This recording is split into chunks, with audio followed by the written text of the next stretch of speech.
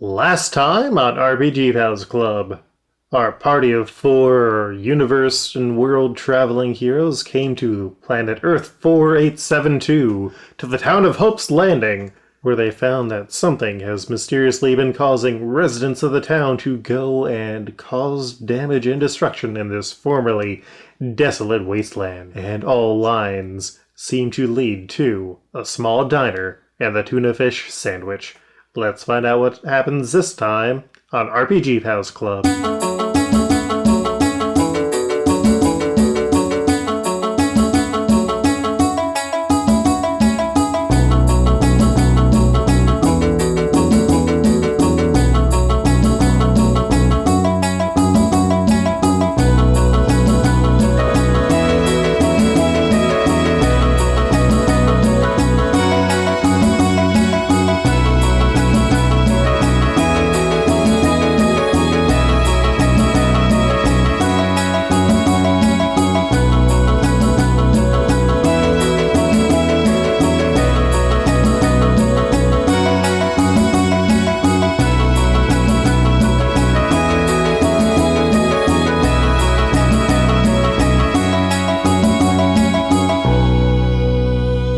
So, we zoom in as the 4 heroes here, and also a dog, look outside at the diner car. How is Sabretooth Sam handling the heat?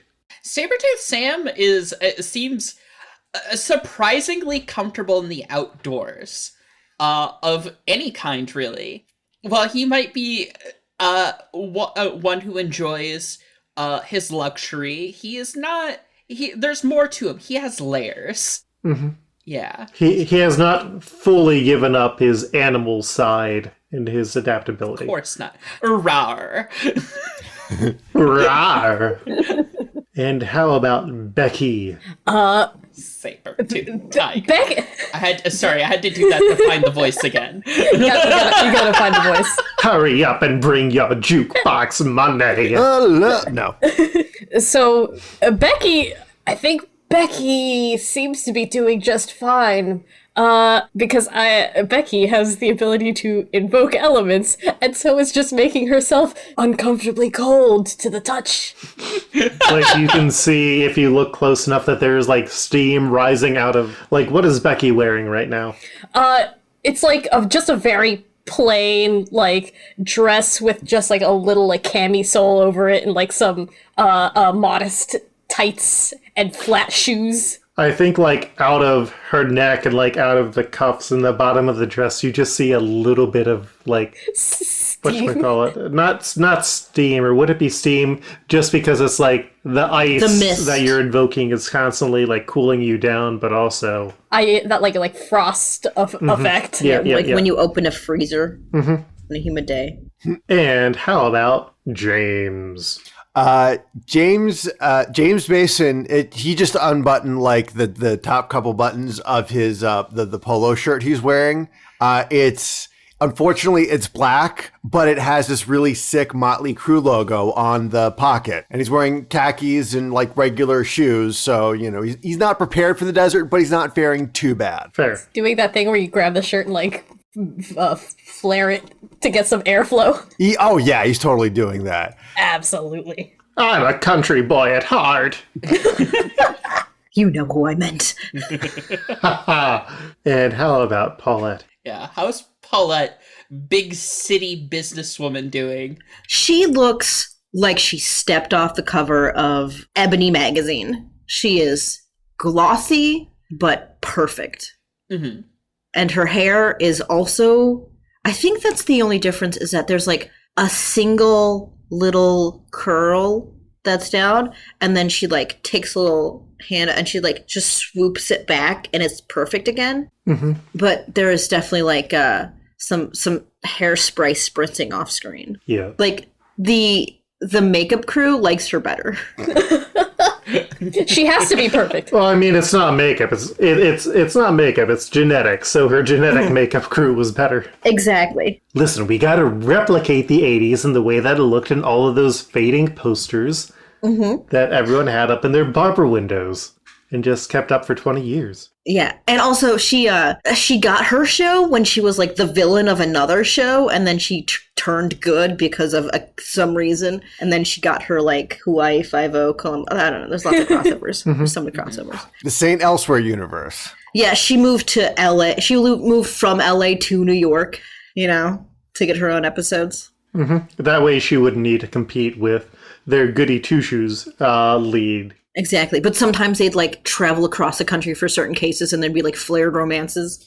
Yeah, but the job always comes first. And so the four of you enter in to this strange like 50s diner color, and there's a chef wearing an apron. Well, more of a short order cook wearing an apron, and he says, "Oh, hello, welcome. Can I get you anything for lunch?" All the tuna you can handle, buddy. "Oh, well, And a big helping of honesty.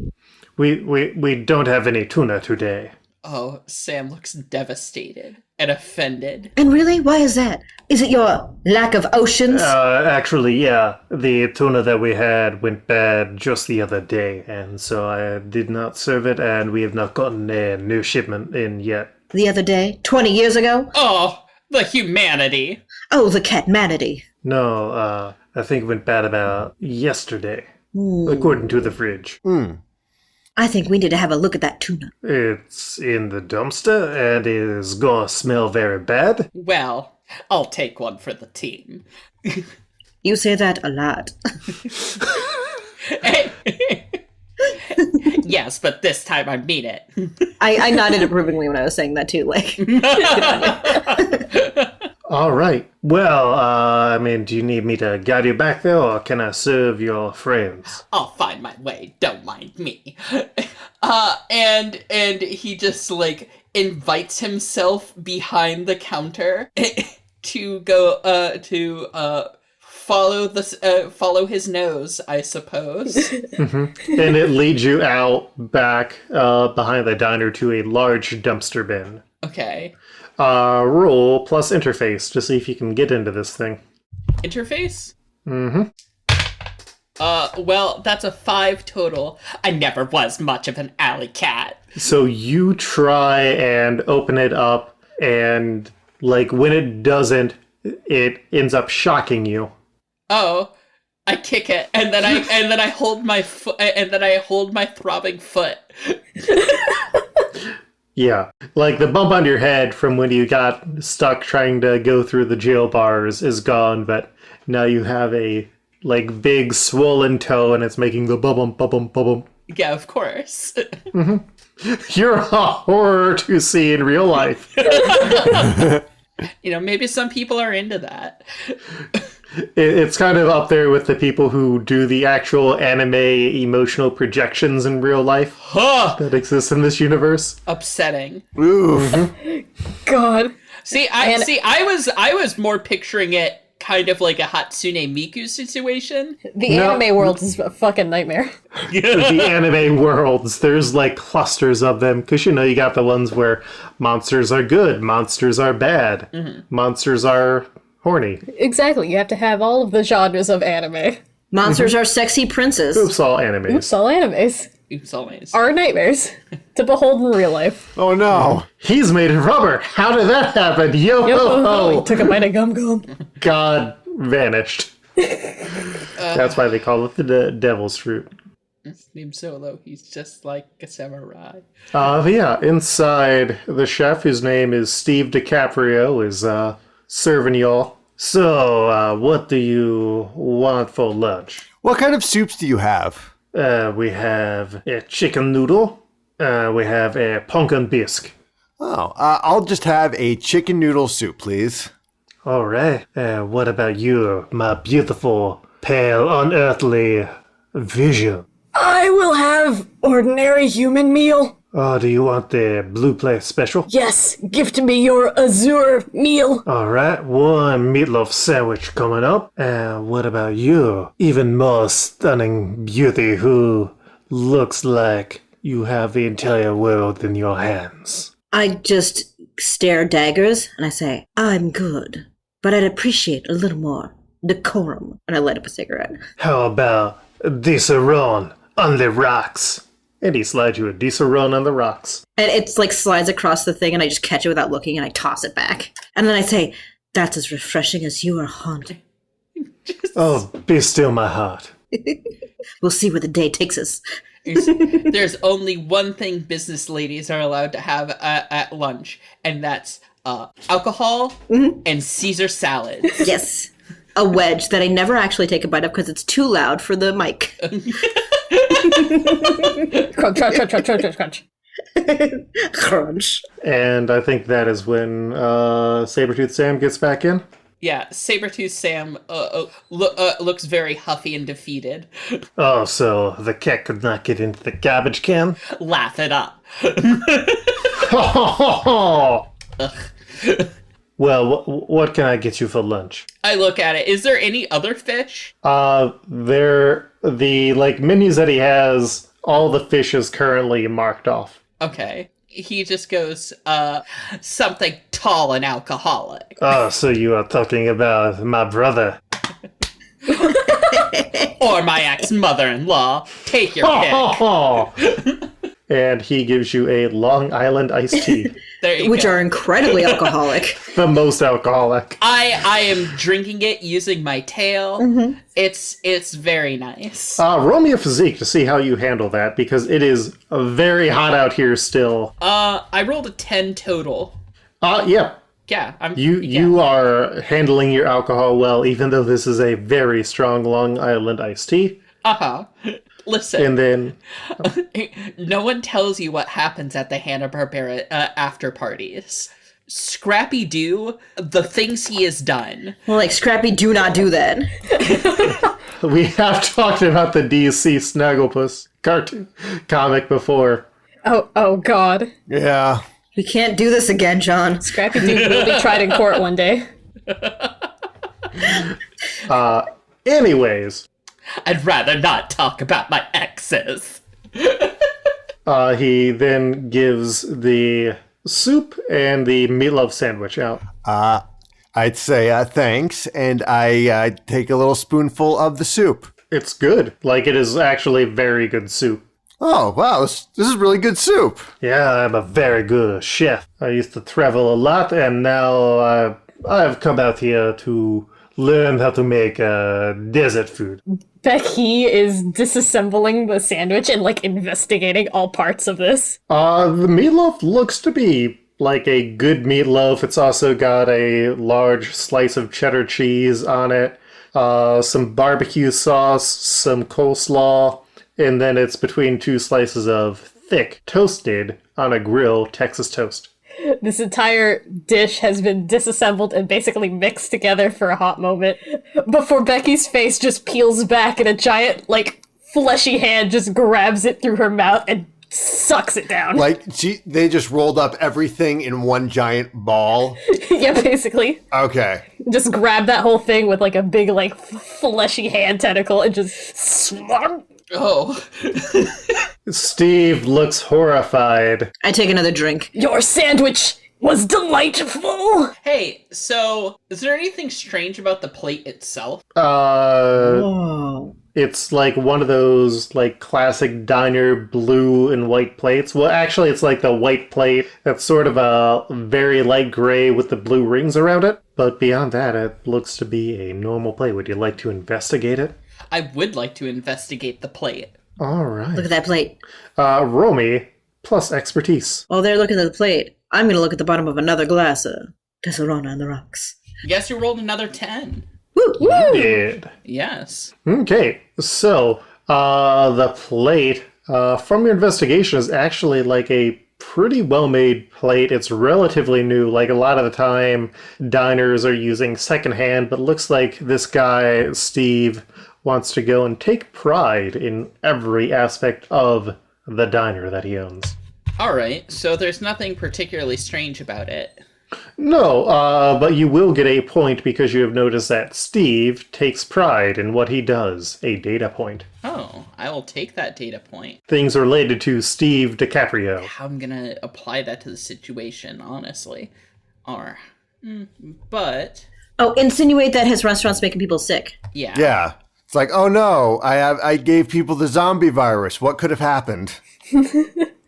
Maybe it's a dishwasher. Maybe I can do, yeah, maybe I can be like, well, Sam, I have some bad news for you. Everyone who seems to be intent on blowing things up seems to be coming from your place. Yeah, have any ideas why that might be happening? Okay, well, I think that here you're doing something that might be adverse against him, so it's going to be a face adversity check, and roll that as a plus influence, and I'll give you an additional +1. That's another 10. Consistency. Hey, It's different combinations of numbers getting me to 10, to be fair, but it is consistent 10s. I do not know why they are connected to here. I mean, do you know what dish? Well, it seems the tuna was suspect. Eh, Where do you order that tuna from, anyways? It comes from different distributors. We don't really have a common supply chain set up here yet since we are on the edge. I slam my hand on the counter. Damn it, man. Tell us what happened. Who made these dishes? Was it you? Oh, it's supply chains. That's your. Yeah, I know. Yeah. Roll me a plus influence. What? Ooh, I got a 10 myself. Plus a 3 is a 13. Nice. I am sorry, beautiful woman who is not a flesh monster inside. Only metaphorically. Then maybe you should come back in the after hours and we can explore, but that is not what we are trying to do here. Is he hot? In a weird way. Damn it. He has a memorable, not necessarily conventionally attractive way. Oh, like John Hamm. No, John Hamm is hella conventionally attractive. Is he? People keep saying that. I don't see it. I mean, Is he though? Anyways. I mean, different strokes for different folks. Yeah. Every time I think of John Hamm, I think of the SNL sketch called Bubbly and Ham, where John Hamm kidnapped Michael Bublé and is forcing him to promote his terrible startup restaurant that only serves ham and champagne. Mm-hmm. And Michael Bublé is desperately trying to send out a code for someone to rescue him. see, I think of that the SNL like Lonely Island thing with Shy Ronnie and Rihanna, and where it's like they're robbing a bank, and she's just fed up with Shy Ronnie's shit, and she's like, "You know what? Screw it! I'm going to grab this guy. We're going to have sex." It's John Hamm? Okay. Yeah. But, yeah, I mean, he is a snappy dresser. Like, under the apron, he is wearing a full, like, Suit. There's a moment where, like, I say, that'll never happen unless it does. And then it's just like one finger goes across the edge of his folded up suit. I'm like, is that Armani? It is, it's a brand you probably aren't familiar with. How dare you? I slap him. And then I kiss him. And I slap him again. You see his eyes temporarily turn into hearts after all of this has happened. Oh, beautiful woman. Yes. Well. Oh no! Is he from my corner of the universe? Is he a Pepe Le Pew? No. He's more anime-ish. Oh. Oh my god. This strange French chef. Anyways, you have I do not know why this happened, but it would seem to be around a day after the fish might have gone bad. Well, mind letting me into your dumpster so I can take a look? You'll say that a lot too. All right, I'll let you into the dumpster, cat. And he leads you outside. Is anyone else going to join? I go. All right. If I stay here any longer, I'm going to get drunk. I will shamble along after them. And James, have you finished your soup? Yes, I have. Okay. So are you also joining in? Yeah, I'm joining in as well. James Mason, human man, has finished his soup and can join us. Yeah. So he opens the dumpster with all of you behind, and it smells awful because it is bad fish that has been in a hot dumpster. Yes, it sure is. And roll me a expertise check to try and assess this fish. The things I do for money. Can my dog help? Dig through. Roll assessment Paw as through. well. Roll assessment as well. Which one is assessment? Roll expertise as well. Well, guess who got another 10? Oh my god. Sabretooth Sam. All right, well, I don't assume any of y'all want to actively sabotage. No, I was helping with a 12, but that's Yeah. 11, 13. Math. I rolled a math. 10 as well, but I also have +1 in expertise, so I rolled an 11. Yeah, I got double sixes. It's great. We know what's in this garbage. So you, find the tuna that he had thrown out yesterday, because that was when it had gone bad, and you notice that there's something off about the tuna. It seems to be, where it's gone bad, it seems to be almost mechanical in a way.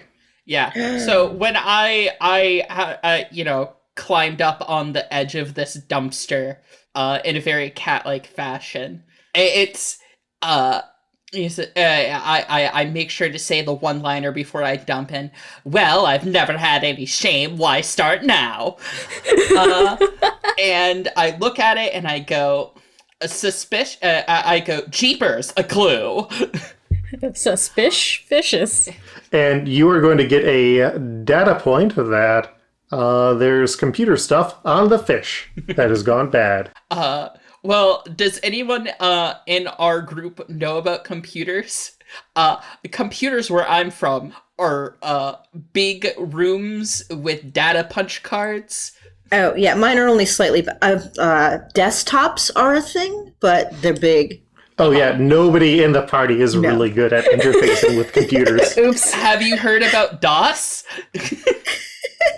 I mean, my beautiful, smart, strong, independent wife is a doctor. Would she know about computers or bio-relevant things? Did you get married off screen? I thought she was your girlfriend. Well, no, I'm sorry, girlfriend. My girlfriend, Maria. There's going to be a ring one day. She just happens to look like my ex-wife, Mary. She's the same actress, but she's green. Exactly. It has 3 extra spiky boobs. So 2 regular boobs. Where are they? We'll leave that to you, the audience, to figure out. 2 regular boobs, 3 spiky boobs. Got it, 5 boobs. All right. So if one of you wants to... So, computer fish, what are you trying to do with this? I think we want to figure out what sort of computer stuff is on the fish. Mm-hmm. I imagine someone from a Star Trek proxy would be really good at that. Oh, so Maria. Yeah. All right. So, I am going to need James to roll a plus influence check. Okay, plus influence. That is 9 plus 2, 11 total. All right. So you bring the sample of fish to Maria, who is very disappointed that this is what you want her to look at and not something else. Ooh. Look at the other big catch later. Yeah. And we get a science montage going on. So it's her looking at it through a microscope, and then 2 microscopes, and then 3 microscopes. It's very NCIS, the hackers bypassing our mainframe. Let's both use the same keyboard. Yeah, that energy. Yeah. There's a whiteboard, but it's glass with blue writing on it. For some reason. It just has a bunch of high school formulas that have no context. It's like putting things in pipettes and putting them in other little tubes and stuff like that. Yeah, she's wearing she's wearing a lab coat, but it's the sleeves, but it's cropped in the middle, and she's just has the one button in the middle there that shows off her ample bosoms and her sweet ass midriff. And she has clear plastic siding. Yes. And it's very tailored. Oh yeah. Why couldn't any of us be a character from CSI? I don't fucking know. CSI Alpha Centauri. Because then we wouldn't get to visit the girlfriend again. Yeah. The Star Trek A many-boobed girlfriend. Exactly. Deus ex Mrs. Machina. I mean, technically, she's an asset, so. She sure does. Wiggles eyebrows. And she's got a lot of assets. Oh, wait. I've never, yes, my strong, independent, beautiful, smart girlfriend is doing science in a crop top lab coat and a leopard print skirt. Lab safety, what's that? I'll scare off any danger with my incredible hotness. She says this all as she has a pair of safety goggles around her neck and she has no shoes on currently. Yeah. But her outfit is Ruby Rod leopard print full bodysuit from Fifth Element. No, she is wearing boots. They go like all the way up to the knees, but they're not like steel-toed or anything. They're just like the high-heeled boots. They're go-go boots? Or it's just like the ankle wrappings of the boots and then a high heel and then it's essentially like a weird sandal. And then the words Joss Whedon presents, or no, Quentin Tarantino presents and it zooms in on the feet for a second. No! We have to go one recording session without mentioning that. We live in the terrible universe where the Quentin Tarantino Star Trek happened. Oh, God. You see, it's a commentary on the 60s, so I'm doing the exact same awful things that they did back then. So we have this fish, and it's weird. And we look at it. And did you know that Joss Whedon and Quentin Tarantino both have foot fetishes? I'm uncomfortable in this conversation. I would like to move on, please. Okay. The flesh of the ocean has been corrupted. All right, so I looked and investigated the fish and ran it through several cohesive tests. And what I found is that it's been infected with some sort of techno-infection. It looks like most people are able to probably get it out of their systems after a day or so. But what it does is it affects the brain and the nervous system and the memory, taking over them for a brief period of time.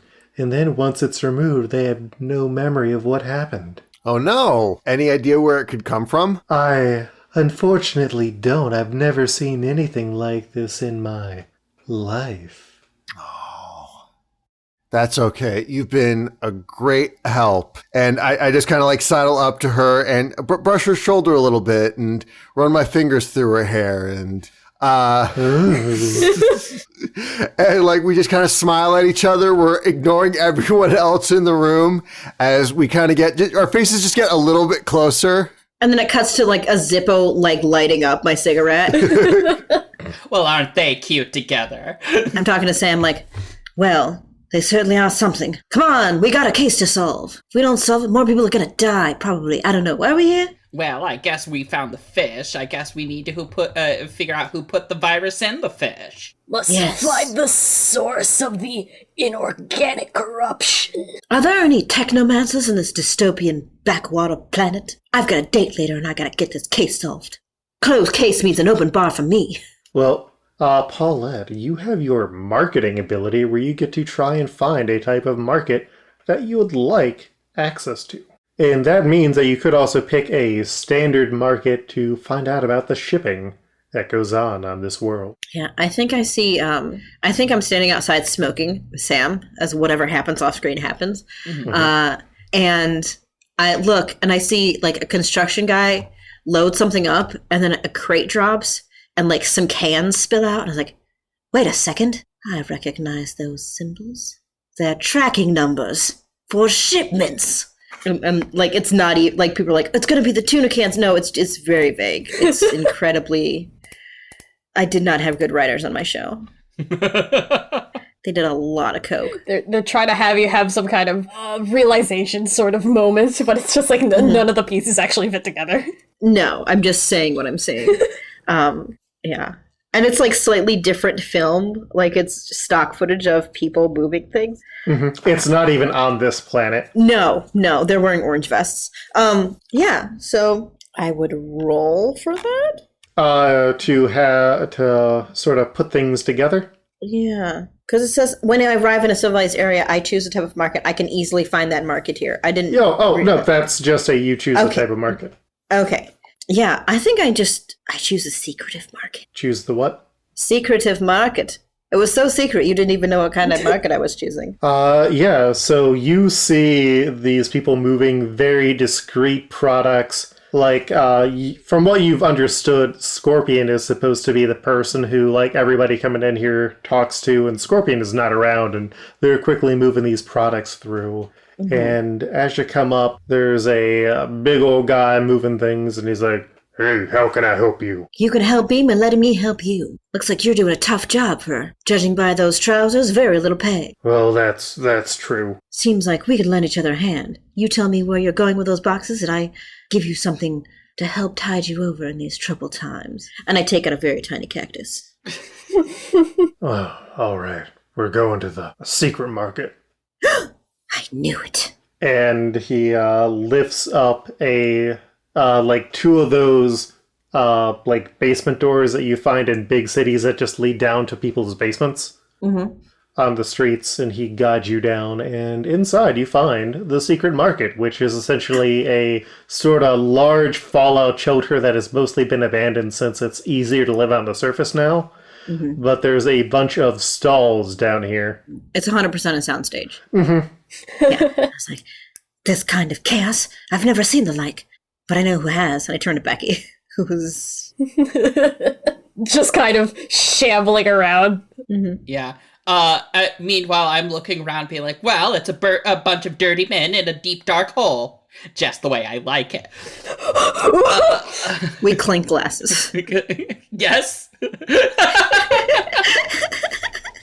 Bekhee, what do your special eyes see?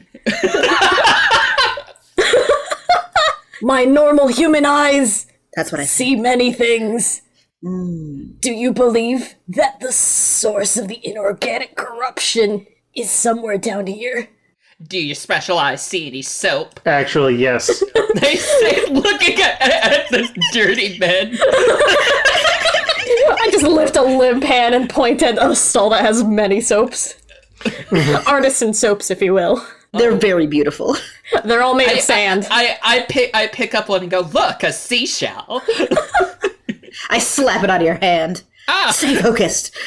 We're on the job. We'll have time for your foofery later. James puts on the 3 seashells on the floor. It's like, oh, I know how to use those. I slap them out of your hand. I'm shambling deeper into the secret market, attempting to find more fish. More gifts of the ocean. So, roll me an expertise check here, Bekhee. Something I'm bad at. Bekhee. Well, we better follow Igor. So that is a 5. Oof. I have -1 to expertise. There's so many soaps. The scent of the clean has disrupted my senses. My normal human senses.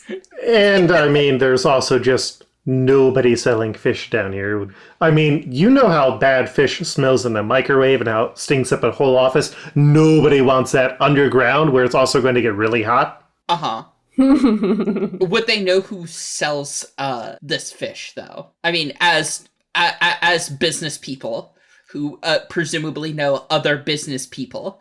How are we failing forward? Roll an influence check. Okay. Everybody or just Sabretooth Sam. Sabretooth Sam. And I'm influence here? Mm-hmm. Yep. Would my decorum help here? Not really. Okay. Yeah, I mean, you're in an underground marketplace. Would my business suit The help? black market here. Yeah, fair. But I thought maybe I could wow them. But I got a 7 on that roll. So you try and talk to one of the people who seems to be some kind of adolescent turtle person, and he's like, "Hey, radical, you know." Oh God, that's destroying my voice. Hey. Yep. I'm giving him a withering look. Like he had this whole spiel planned, and it's just Paul Lund just glaring him down. Hey, radical, what are you looking for here? You know, just some fish. I'm feeling a little bit peckish. Well, I can't get you fish right now. I can have it to you in the next day or so. Would you know who does? Well, I mean, we don't typically deal in fish unless we're talking about illegal fish or space fish. Tell me about that space fish. I'm in Well- the mood for an adventure. Spafish. Space fish travel in space. Thank you. How enlightening. Radical. So far, I found out that space fish travel in space. I mean, it's one of those things that if people want fish, they can just order it through legal avenues. Because it's a resource. Right. But what about this space fish? Space fish are part of a questionable area because they're a completely artificial species. With robot parts and everything? No, why would they have robot parts? You know what? Good question. I just turned back to kind of look at the rest of the group again and then turn back. Well, we're looking for a special type of fish. Fish with robot corruption. Huh, that sounds wild and radical. I don't know anything about that. I slam my hand on his shell, and I shake him a little. You tell us what we need to know, or I'm gonna make sure your life's so full of litigation you won't know your tail from your toes. I need you to know that you're bodacious, babe. I slap him, and then I kiss him, and I slap him again. Radical. There'll be more of that if you don't start talking. I don't know if I want that or not. I know. Okay. I've never heard of these robot fish before. What do they do? They make your brain all wonky-dory. They make you do crimes. Terrible crimes. You know anything about crimes? That sounds radical.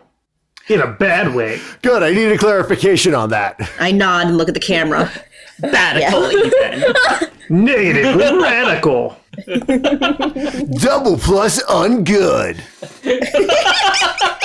The anti-radical. The music stops. We all just look at Bekhee, nodding solemnly. As I'm simply like picking random things up off the like stalls and then just putting them back down without looking at them.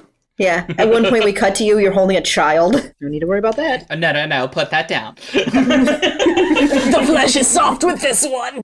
My name is Simon. Along, Simon. Hello, Simon the human. Be free, small fleshy boy. Okay. I just put that at the time. Simon gets off of the table that you put him back down and runs out the exit before a big hand grabs him and brings him back and puts him onto the stall. We can't afford that child. We have enough as it is. And I gesture to everyone else. Unfortunate. This seems a bit ethically wonky. The only thing wonky here is our trail. James, can James make an investigation check, see if there's like anything around we can use to maybe grease his wheels a little bit? To grease the wheels of this adolescent turtle man? Yes. Say, like, pizza. Yeah. Or like a skateboard. Yeah. Roll plus influence. Some Ooh, nunchucks. I know what I can do. All right, I'm rolling plus influence. Hey, kid, you like sweet jams? I rolled a 9. Rolled a 9 total. Okay, so what are you trying to get the... See, get assistance from Paul Lund. Yeah, roll influence as well, Sabretooth Sam. I will. I want to use my bass guitar, which I pull out of cartoon space. Mm-hmm. And I want to play a sweet jazz lick and see how that works. Yeah. Okay, get an extra +1 on your check. Then that's an 11. Alright, so that is enough to get the initial check up to being a total success. So what do you want him to do, James? So I'm trying to like just look for anything in the room that might just have me impart a little bit of dad wisdom. So either he can join our party, or maybe like if there's something he's not telling us, he can just tell it to us straight instead of, double plus ungood radical. Listen, I don't know much about robot fish or anything, but if this world used to be a dystopia, I think it's kind of wild that it sounds like this fish thing that you're talking about is making people destroy stuff. Isn't that wild? It is wild. And you know what else is wild? What? Smoking marijuana at your age. Now listen, I used to do some Mary Jane back in the day, but the thing is that some of my friends got hooked on it as a gateway drug, and it led to just worse things in life. And I feel like if you were to make some better life decisions and just stay clean and try to be a positive influence in your community, you could be doing so much more than hanging out in here. I'm gonna be doing a wanking off motion behind him. I'm doing a line of cocaine. Off this baby.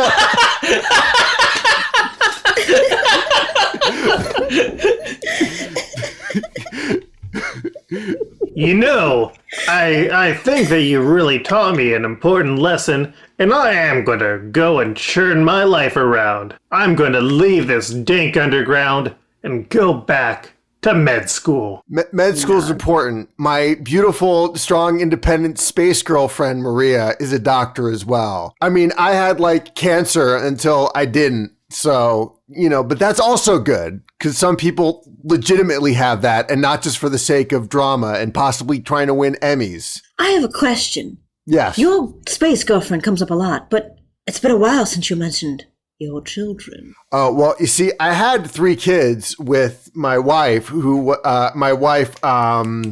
Mary, who was pregnant with triplets, actually. But turns out she wasn't really my wife, and the kids weren't really my own. It wasn't my beautiful house. It wasn't my beautiful wife. So I was just... My God! I know. And at first I thought, what have I done? But then I met Maria, so I completely forgot about all that crap. I left my wife and our children and the triplets she was pregnant with a council of dads that I established beforehand. Ah, yes. Yes, this is why I never got married. Too much paperwork. And I love paperwork.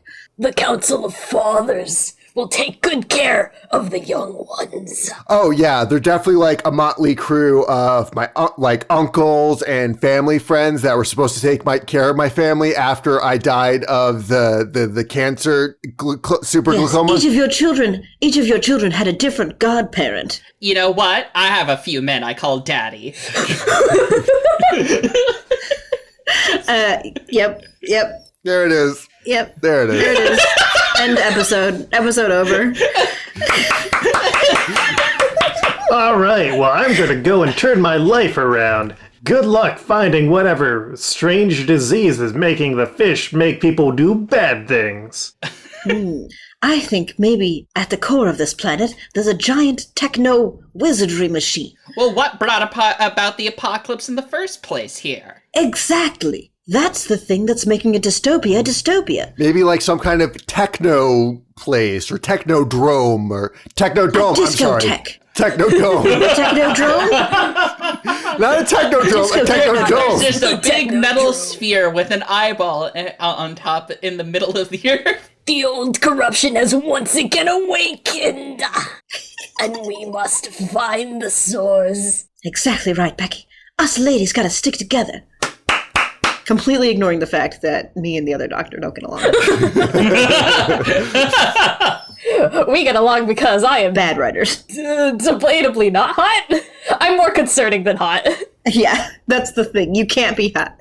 No, the thing is, I think, and also plus you're a child and that awakens the motherly instincts in every female on every TV thing. Yeah. So that's how you two bond. But Exactly. once you hit quote unquote adult age, then you're just going to hate each other. There's gonna be a time gap that no one actually mentions. I'm gonna end up dating your boyfriend. We will Right. fight for dominance. Yes. Like that feeling of, oh, you're a sweet child and I'm going to take care of you because that's what every woman wants to do. And that's going to turn into, oh my God, she's younger than me. She's prettier than me, even though she's like a flesh abomination or whatever. Wait. And then we go on American Gladiator and we fight it Exactly. out. Yes. Is Bekhee from Passions like a Passions reboot? Maybe the flesh suit is. Maybe part of Bekhee is. I'm just saying, there's a lot of strange things happening in that. In the suit, there sure is. Let's go. I mean, there was a mermaid plot and a killer doll plot going on at the same time. That's all I'm saying. How strange and not normal like I am. And I think as everybody returns back up to the desert surface, we will end this episode.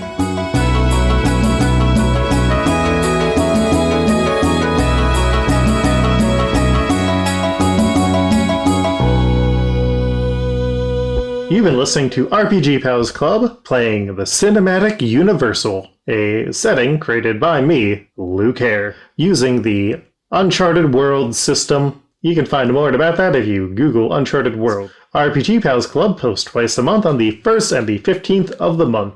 If you would like to support us, we have a Patreon, which, as of our recording on this, has no backers. For as little as $1 a month, you can get early episodes, theoretically. My name is Luke. I am the Dungeon Master. You can find me on Twitter at @Koltreg. That's KOLTREG. I also host the Multiversal Q podcast, where we are covering the Ultimate Universe and recently did a big documentary-style retrospective on Ultimatum. And I am also doing a free-to-listen-to podcast where my partner and my co-host Devin watch every Nicolas Cage movie and talk about it. It's called The Unbearable Weight of Nicolas Cage.